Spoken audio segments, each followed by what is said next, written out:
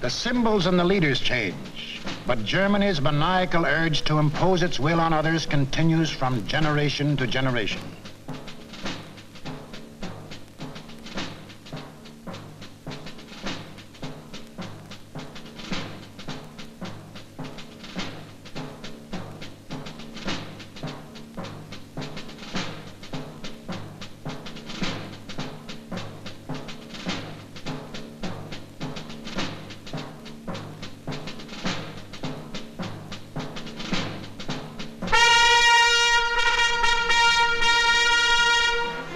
In the last 75 years, this madness has cost the world more than 20 million killed, more than 60 million wounded, more than 200 million made homeless. This does not include the untold millions that died of disease resulting from war, or the billions upon billions of dollars worth of property destroyed. Nor does this include the grief, the anguish, the misery, the terror that the world has suffered, due to the Germans' insane passion to enforce their rule upon their neighbors. This passion for conquest reached its hysterical climax when Adolf Hitler enthroned himself as God and the German Führer.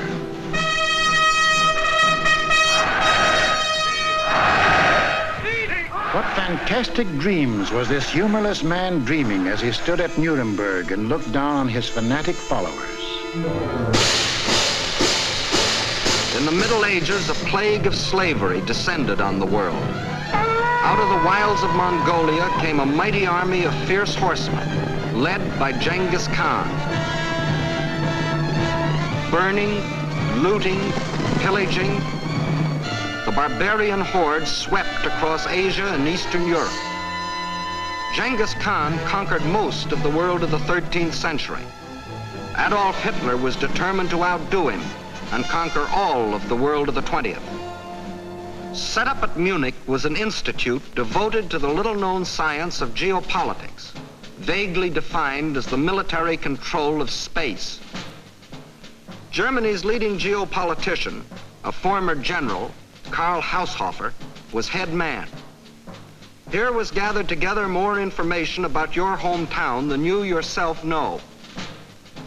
To the German geopolitician, the world is not made up of men and women and children who live and love and dream of better things.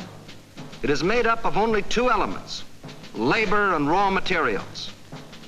The geopolitician's job was to transform Hitler's ambition to control these elements into cold, hard reality.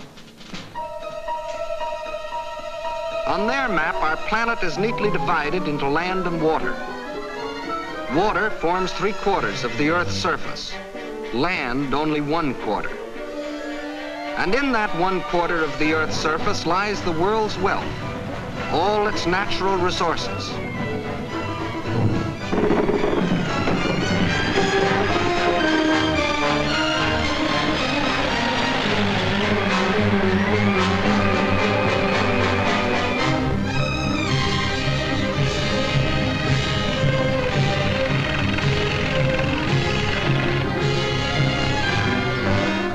The world's manpower.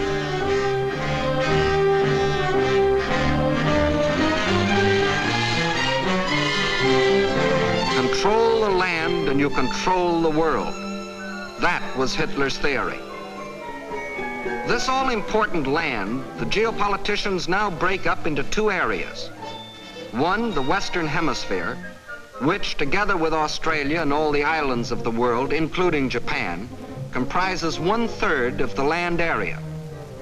The other area, which consists of Europe, Asia, and Africa, makes up the other 2/3.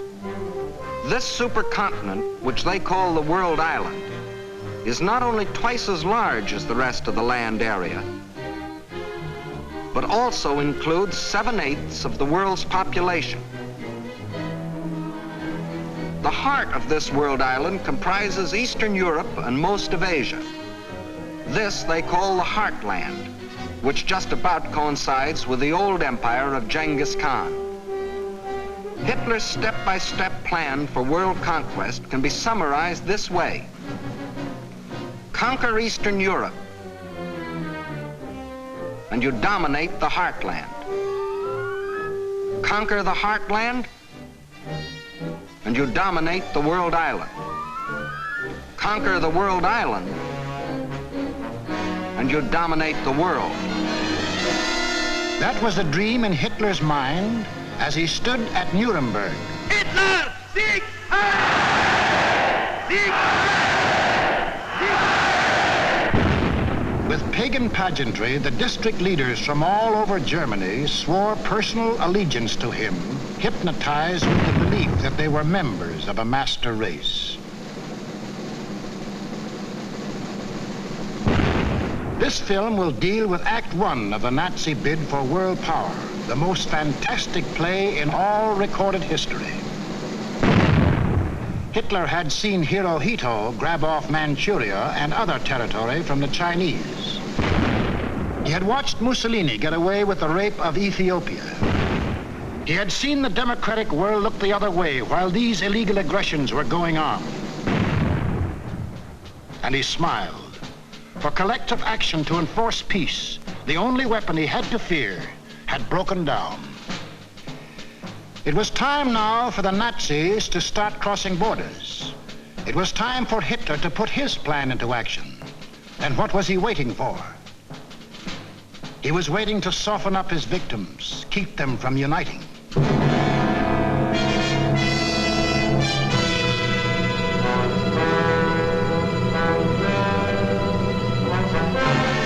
For the softening up process, he sent his agents all over the world disguised as tourists, students, and commercial travelers. Payoff men like Ribbentrop came too, to bribe, threaten, and form local fascist parties such as de Grelle and his Rexist party in Belgium, such as Larocque and his Cross of Fire party in France, Henlein in Czechoslovakia, Seyss-Inquart and his National Socialists in Austria.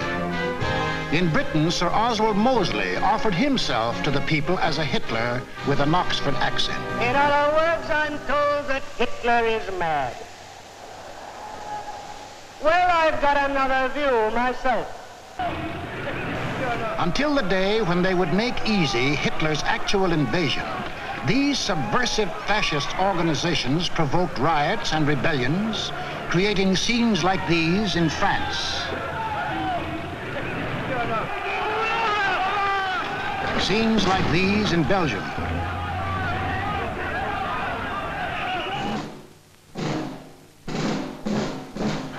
And where do you think this is? Right in Madison Square Garden, USA. And this is Fritz Kuhn, leader of a German-American Bund, hiding behind the American flag, but taking his orders from Berlin and copying the methods of Berlin. That was the softening up process outside. But inside Germany, it was a different story. Here, in utmost secrecy, the hardening up process, building up Hitler's army and his industry. Tell the world we have no raw materials and never let them see what goes on. Day after day, night after night, month after month, year after year, we must have the world's most powerful club.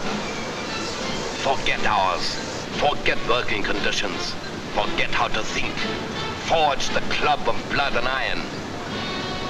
Let the democracies talk about freedom. No freedom here. No labor unions. No overtime. The Führer tells you where to work, when to work, how long to work, how much your work is worth. Forge the club of blood and iron. We have a sacred mission. Today we rule Germany. Tomorrow, the world.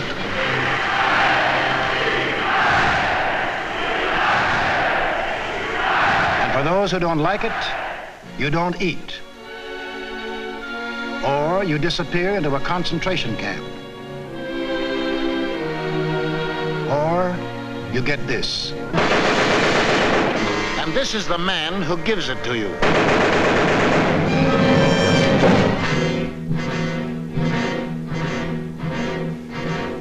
And what of the army? Before Hitler came into power, the German army by treaty was limited to 100,000 men. But treaties to the Germans have always been something to ignore.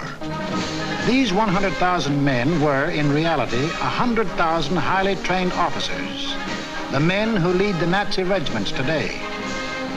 But Hitler didn't merely ignore the treaty.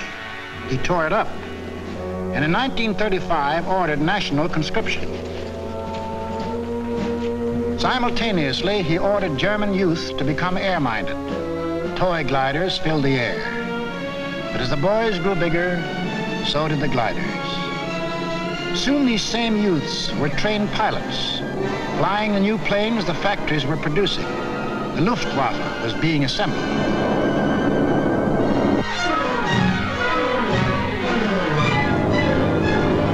The only thing old about this new army was the goose step, and even Hitler couldn't improve on that ancient German form of torture designed to make man stop thinking and blindly obey.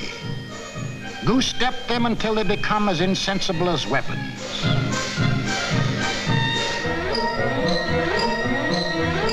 Everything else was new. Tanks, motorized equipment, and one of our own inventions, the dive bomber. All this rearmament was strictly illegal, according to the Versailles Treaty. And the next illegal step Hitler took was to march his troops into the Rhineland, a strip of land between Germany and France, demilitarized after the last war as a precaution against future German aggression. But Hitler's plan of eastern conquest demanded a barrier against democratic action in the West. So Hitler remilitarized the Rhineland and began building the formidable Siegfried Line, a chain of forts and defenses 450 miles long and in some places 30 miles wide.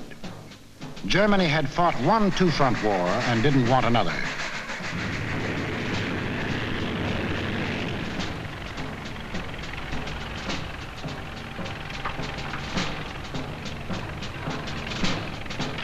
As many as 500,000 men worked as much as 20 hours a day to build 22,000 fortified positions on land, where, by treaty, no German soldier was supposed to set foot.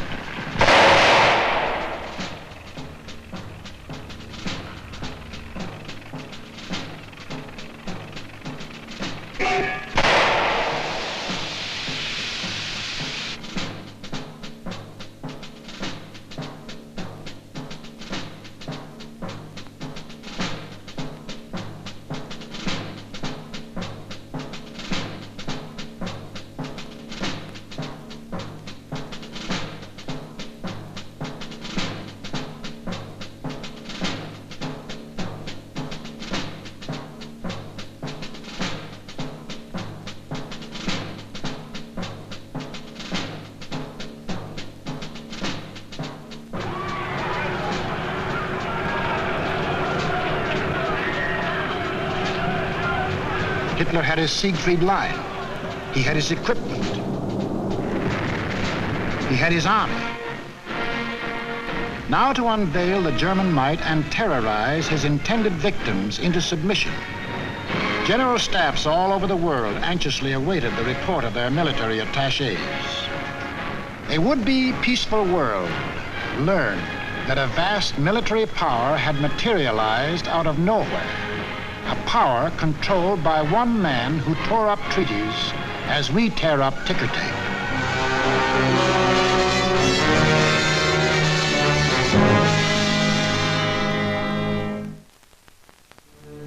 Satisfied they had created the right sense of fear in the world, the Nazi leaders were now ready to strike.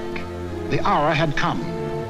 It was time to start conquering Eastern Europe, according to the plan of Hitler's geopoliticians. It was time to win the domination of the heartland. Who would the first victim be?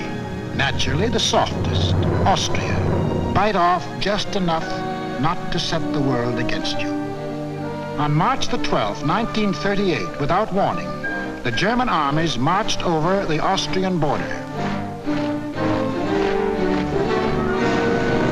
It was really only a full-scale invasion test, and Hitler rode in triumph into Vienna. Even the very name of Austria disappeared from the map, though Hitler had promised earlier to the world the assertion that it is the intention of the German Reich to coerce the Austrian state is absurd. Why was Austria important to Hitler? It put him on the southern flank of Czechoslovakia, and Czechoslovakia was the key to the control of Eastern Europe.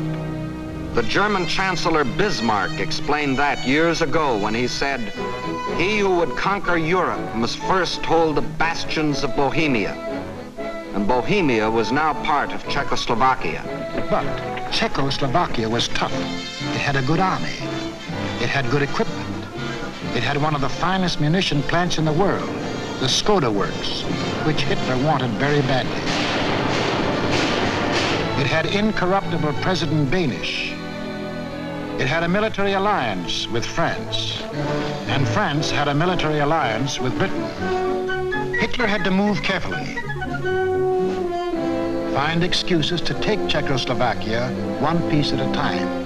He found his excuse in the Sudetenland, a portion of Czechoslovakia bordering Germany. Here lived some people of German origin, although they had never been a part of Germany itself. That was Hitler's cue. Completely ignoring the fact that most people who left Germany had done so to get away from things like Hitler, he sprang his pet theory that every person of German blood, no matter where he lived, belonged to the Nazi Reich. Germans or descendants of Germans, often with no more than a drop of German blood in their veins, suddenly learned that they were godlike, not subject to the laws of the land in which they live and to which they owe their allegiance, whether it be Czechoslovakia, Norway, Sweden, China, the United States, or Timbuktu. According to the Nazis, the German was a special creature who remained forever German, to the 6th and 7th generation, and must take his orders from Berlin. Some people we know of German descent think this is a lot of hogwash.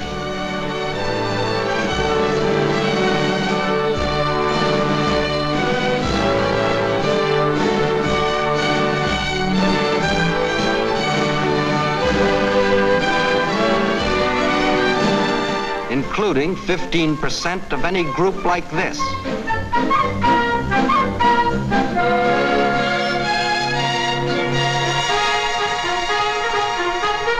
But in the Sudetenland, he found some stooges who fell for this bunk. Konrad Henlein was their Bush League Führer. The people of the Sudetenland were told they should be liberated. They were told Hitler was their liberator. The Nazis smuggled over their standard softening up equipment, blackjacks. And when the Czechs were beaten up trying to combat his fifth columnists, Hitler screamed the Germans were being persecuted and threatened war unless he got the Sudetenland. It is the last territorial claim I have to make in Europe. I have assured Mr. Chamberlain, and I repeat it here, that when this problem is solved, there is for Germany no further territorial problem in Europe. We want no Czechs. To the League of Nations, Foreign Minister Maxim Litvinov announced that Russia stood ready to back concerted action against Germany. But once again, there was to be no concerted action.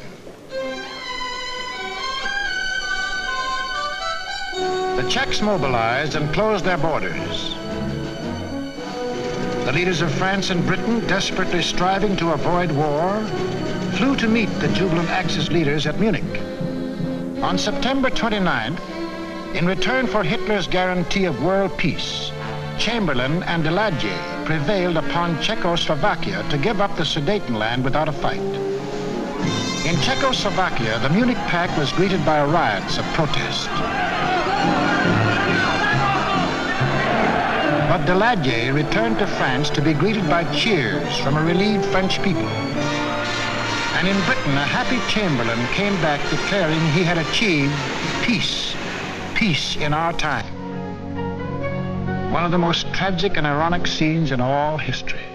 This morning, I had another talk with the German Chancellor, Herr Hitler. And here is the paper which bears his name upon his mind. We regard the agreement signed last night and the Anglo-German naval agreement as symbolic of the desire of our two peoples to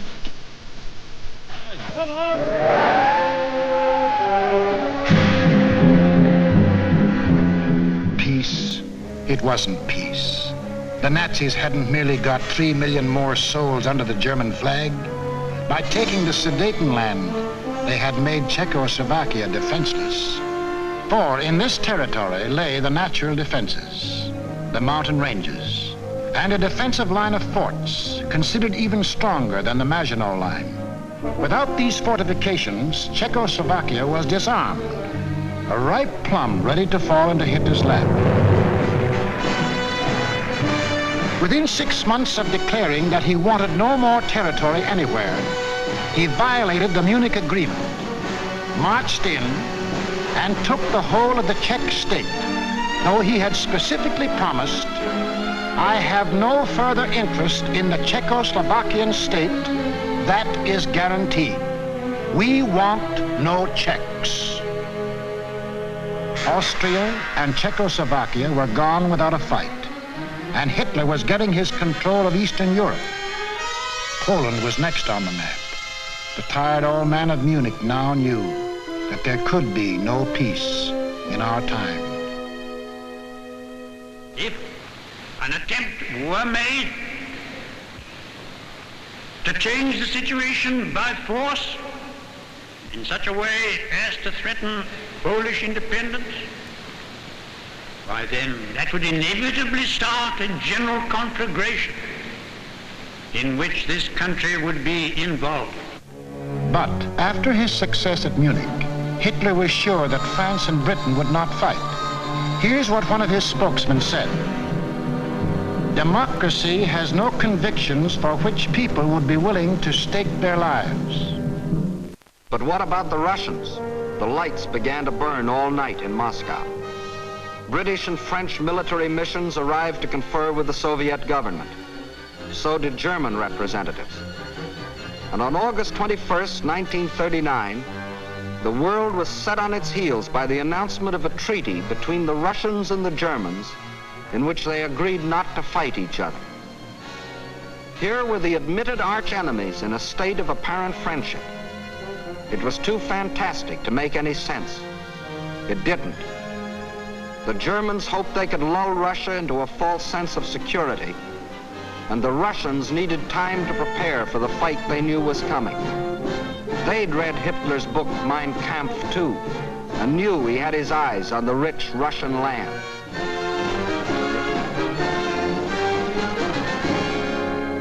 Confident that Russia was safely pigeonholed and that the democracies would not fight, the Nazis started singing their favorite theme song, that all people of German blood belonged to them, and picked Danzig as their excuse for the gobbling up of Poland.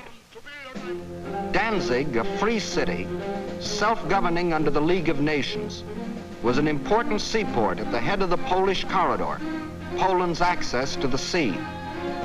The same old softening up process had gone on here. Local stooges, armed by Germany, began to terrorize the city. Hitler demanded Danzig and the Polish corridor, or else. The people of Poland prepared for the inevitable. Although they knew Britain and France had guaranteed their borders, they also knew those countries were a long way off.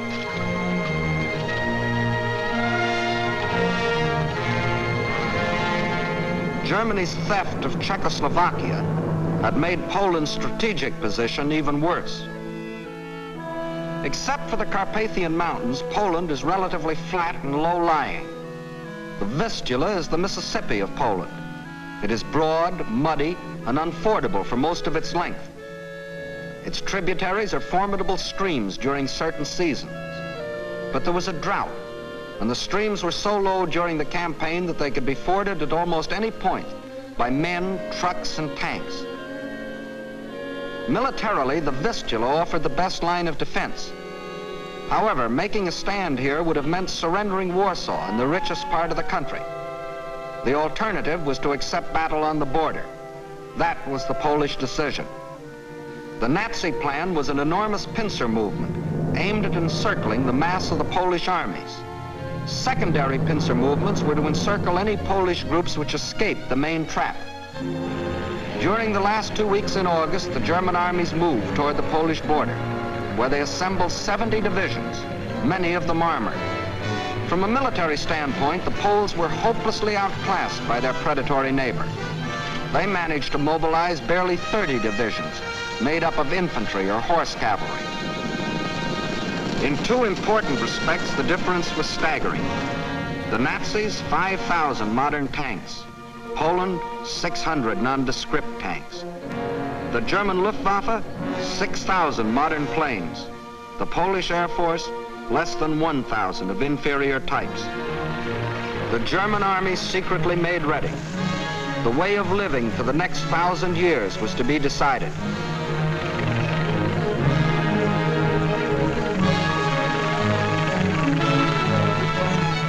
The fire that had begun in Manchuria and spread through China and Ethiopia and Spain would now blaze around the world.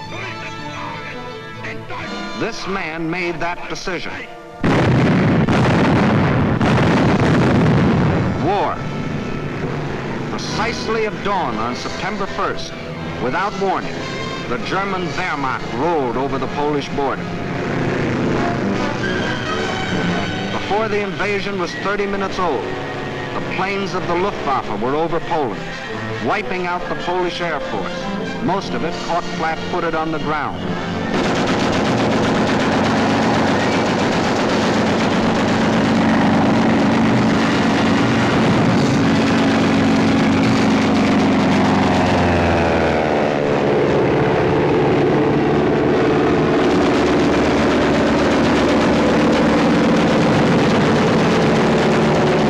Planes that did get off faced overwhelming odds and were shot out of the sky.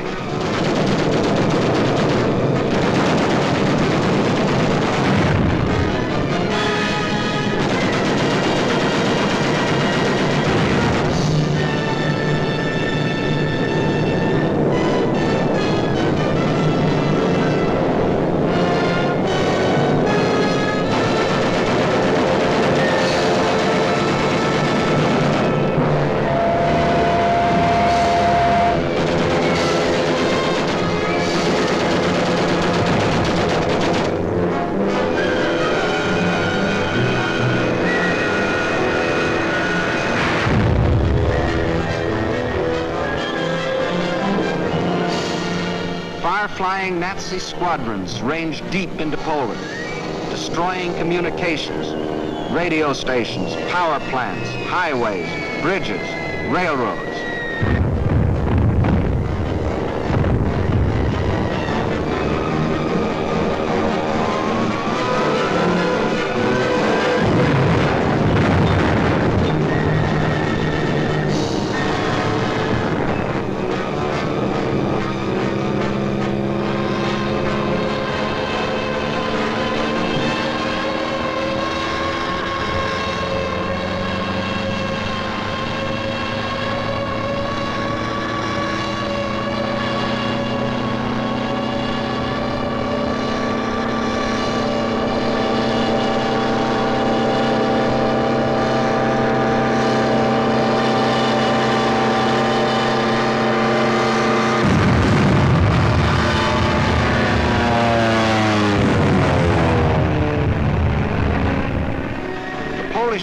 was disorganized by the loss of its air force and the disruption of communications. The massed ground units of the Nazi army continued their advance. Occasionally, they unveiled a new technique or item of equipment. For example, advance units of the German Fourth Army crossed the Vistula in a new type of storm boat. By September the 5th, the Polish retreat developed alarming tendencies. The powerful German 10th Army, which was to form the southern claw of the great Nazi pincers, was advancing with its 5 armored divisions on either flank. On September 6th, the opposing Poles began splitting into 2 groups, the southern one falling back toward the Vistula.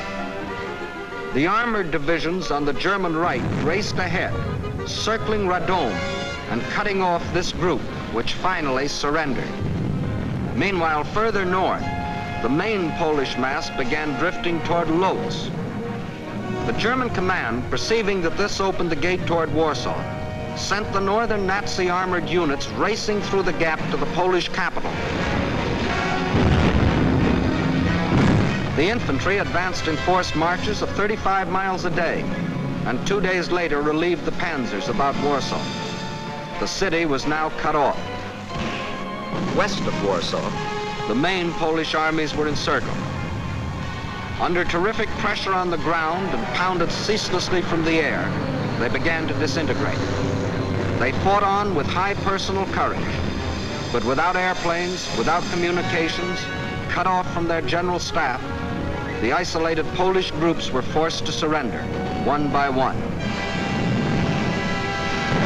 But Warsaw still resisted.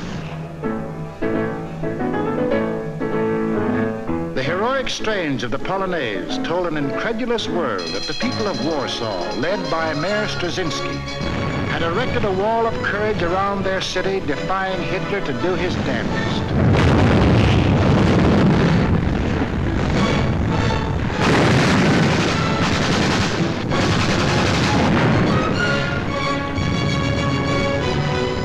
Stopped cold by the city's desperate resistance, the Nazis were forced to send for heavier artillery.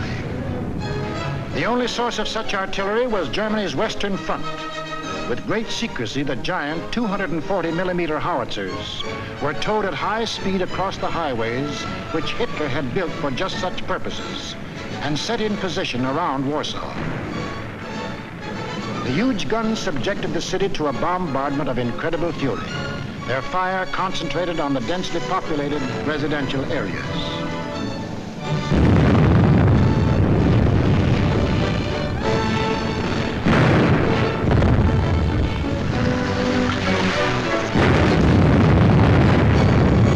For 20 days of death and horror, every man, woman, and child fought to save his city.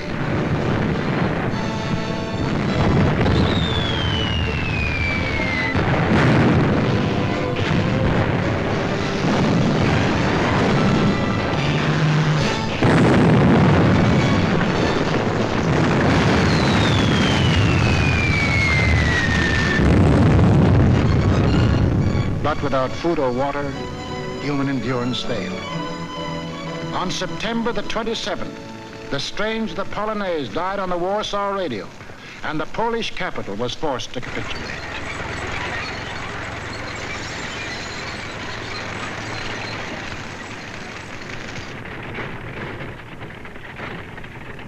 Now all Polish resistance was at an end, except here, the Westerplatte forts opposite Danzig. This small island of stubborn defiance had stood up under the fire of German warships from the first day. Its guns silenced, its forts shattered, it still refused to surrender, even under point-blank fire at 800 yards range. It was an exhibition of Polish valor that will go down in history, but militarily it could not avail. On October the 1st, the garrison at last surrendered. Surrendered to face the fate of these men, Polish prisoners being marched off to Nazi prison camps, an eventual extermination. For the Nazi master race theory calls for the complete wiping out of so-called inferior races. And in village after village, local Judases point out loyal Polish neighbors.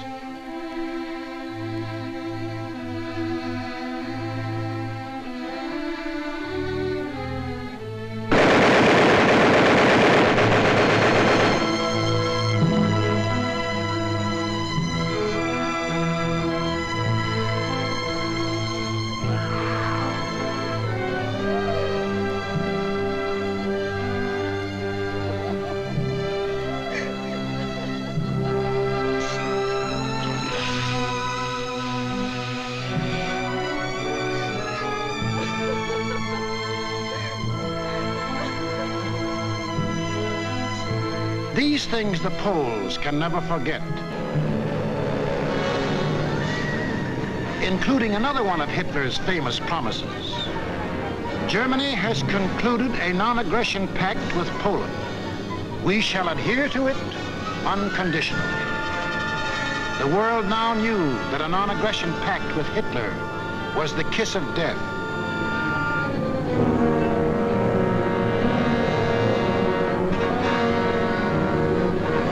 Poland was completely destroyed. Completely? Not quite. During the last days of the campaign, the Russian army entered eastern Poland and took up positions along the Bug River. The two strongest armies in Europe faced each other. Hitler could decide now whether to keep on heading east or call it quits. He called it quits. Why did Hitler quit here? He had to. To continue a drive to the east would leave Germany facing the threat he had always sworn to avoid, a two-front war. How he met that threat you will see in the next film. What Hitler thought impossible was anything but.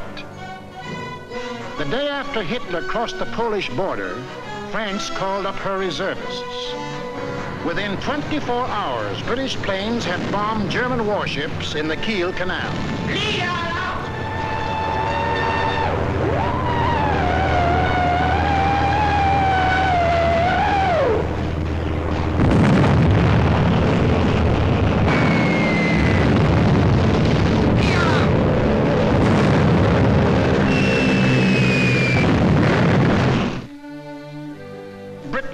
Not merely the British government, but the British people had declared war. War on Hitler and everything he stood for. The democracies did have convictions for which people were willing to stake their lives. Unprepared? Yes, but that didn't matter. For they finally realized that what was being threatened wasn't just the integrity of Poland, but the integrity of free men everywhere in the world. What tragedies, what horrors, what crimes has Hitler and all that Hitler stands for brought upon Europe and the world. It is upon this foundation that Hitler pretends to build out of hatred a new order for Europe. But nothing is more certain than that every trace of Hitler's footsteps, every stain of his infected and corroding fingers will be sponged and purged, and if need be, blasted from the surface of the earth. Lift up your hearts. All will come right out of the depths of sorrow and of sacrifice. Will be born again the glory of mankind.